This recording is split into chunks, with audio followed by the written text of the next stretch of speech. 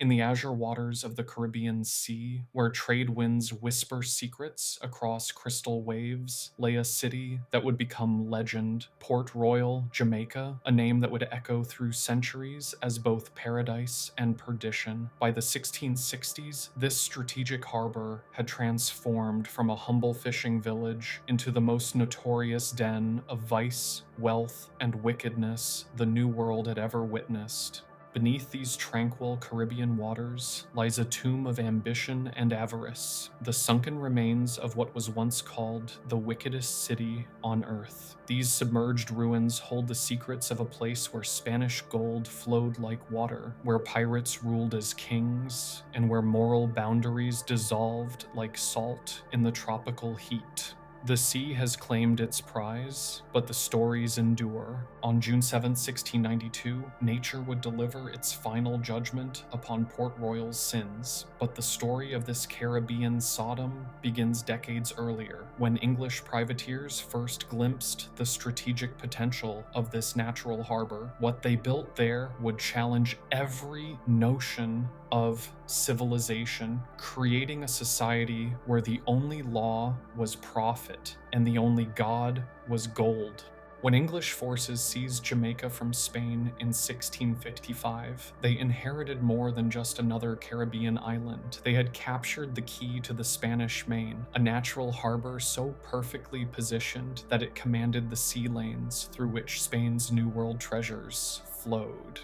Admiral William Penn and General Robert Venables recognized immediately that this harbor could become the launching point for England's Caribbean empire. The English crown faced a dilemma that would shape Port Royal's destiny. With limited naval resources to patrol vast Caribbean waters, how could they protect Jamaica from Spanish retaliation? The answer lay in an age-old maritime tradition: privateering. By issuing letters of marque to experienced sea captains, England could harness the very pirates who had long plagued Spanish shipping, transforming them into unofficial guardians of English interests. Henry Morgan emerged as the most notorious of these sanctioned pirates, transforming Port Royal into his personal kingdom. Under English protection, Morgan's privateers brought captured Spanish vessels directly into Port Royal's harbor, where their cargoes were legally sold and the proceeds divided.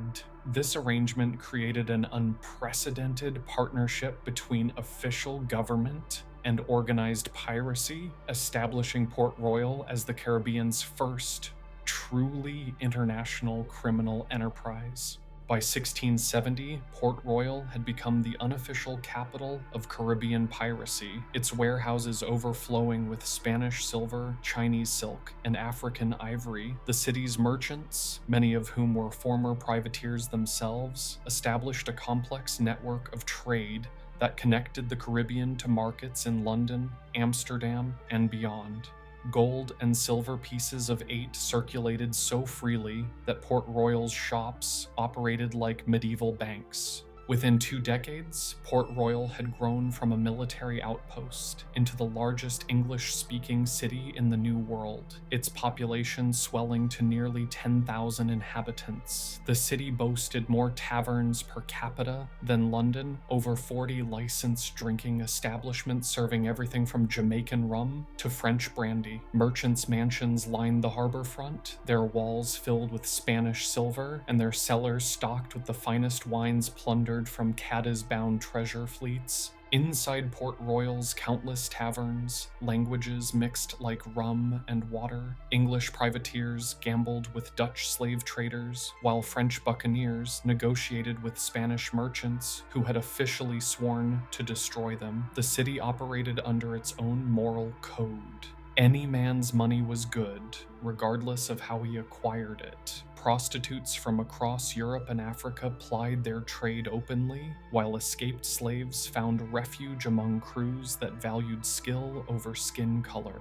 Even as Port Royal's churches struggled to maintain moral authority, the city's economy thrived on institutionalized sin. Reverend John Rowe complained bitterly to London that his parishioners were the most ungodly, debauched people on the face of the earth. Yet these same ungodly people were generating enormous tax revenues for the crown, making Jamaica England's most profitable Caribbean colony. Moral protests fell on deaf ears when Silver spoke so eloquently. Governor Thomas Modiford walked a precarious line between official English policy and Caribbean reality. While London periodically demanded action against piracy, Modiford understood that Port Royal's prosperity depended entirely on the privateer economy. His correspondence reveals a man caught between two worlds, the respectable imperial administrator he was supposed to be, and the pragmatic enabler of organized crime he had become. The contradiction would ultimately prove unsustainable.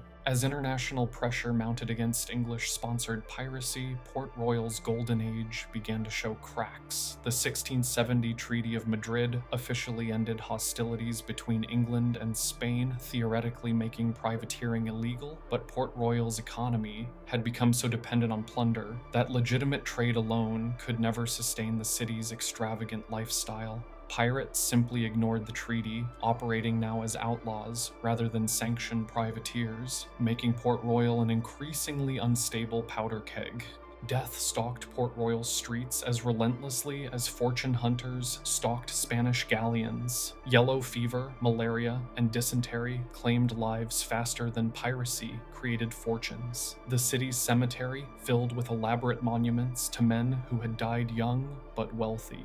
Their tombstones bearing inscriptions that carefully omitted how they had acquired their riches. Yet for every pirate who perished, two more arrived, drawn by stories of Port Royal's legendary wealth. By 1690, Port Royal had reached the zenith of its power and corruption. The city controlled Caribbean trade routes through a combination of legal commerce and illegal piracy that no other power could match. Spanish treasure fleets still fell prey to Port Royal-based raiders, while English merchants legally traded the plundered goods in European markets. This perfect criminal ecosystem seemed destined to continue indefinitely, protected by English naval power and fueled by Spanish wealth.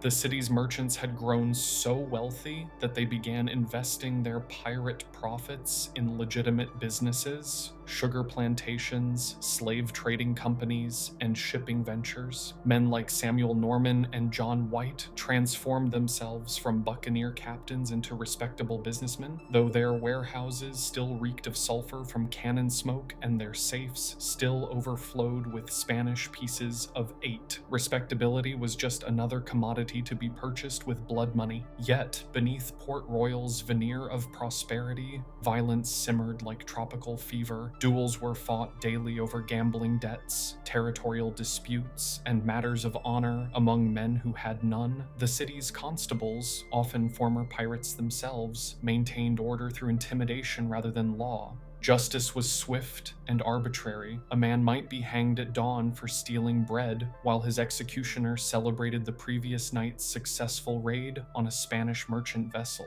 June 7th, 1692, dawned clear and calm over Port Royal, with no hint of the catastrophe that would unfold. The harbor sparkled in the morning sun as merchants prepared for another day of profitable trade. In the taverns, pirates counted their shares from recent raids while planning new expeditions. The city hummed with the familiar sounds of commerce and vice, unaware that nature was about to deliver its final verdict on the wickedest city on earth. At 20 minutes before noon, the earth beneath Port Royal began to tremble. What started as a barely perceptible vibration quickly escalated into a violent convulsion that shook buildings from their foundations. The earthquake struck with unprecedented fury, liquefying the sandy soil beneath the city and causing massive sections of Port Royal to slide into the harbor. In less than 3 minutes, 2/3 of the city vanished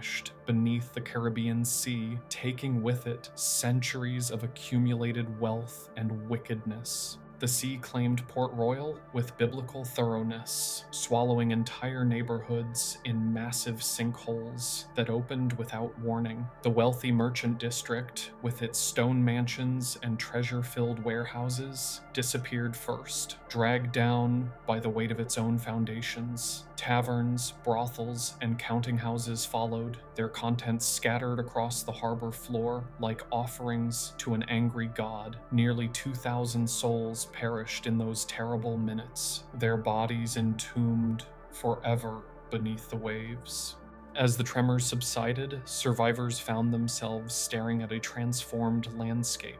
Where once Port Royal's bustling harbor front had stood, only empty water remained. The sea had advanced inland by several hundred yards, creating new bays and inlets. Where streets and squares had existed moments before, the earthquake had literally redrawn the map, erasing Port Royal's physical presence while ensuring its place in legend would endure forever. In the aftermath of the disaster, many saw divine retribution in Port Royal's destruction. Puritan ministers throughout the English colonies proclaimed that God had finally punished the Caribbean Sodom for its sins, yet practical concerns quickly overshadowed theological interpretations. Jamaica still needed a port, and English-Caribbean trade could not be disrupted indefinitely. Within months, survivors began constructing a new settlement across the harbor, though it would never match Port Royal's wealth or notoriety. Modern archaeology has revealed the extent of Port Royal's submarine preservation, creating what researchers call the Pompeii of the Caribbean.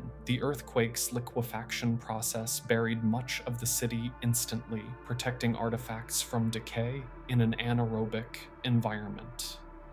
Excavations have recovered everything from pewter plates still set for meals that were never finished, to wine bottles whose contents remain mysteriously preserved after 3 centuries beneath the sea.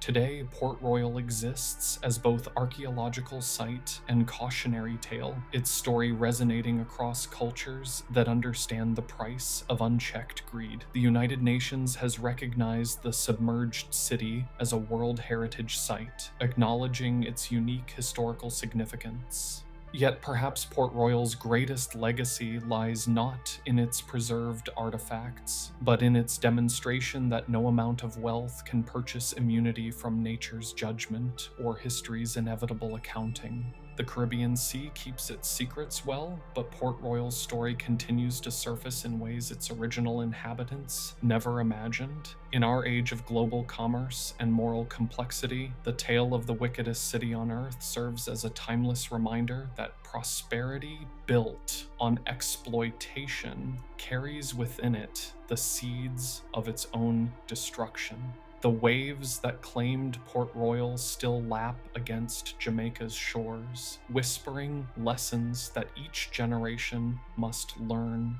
anew.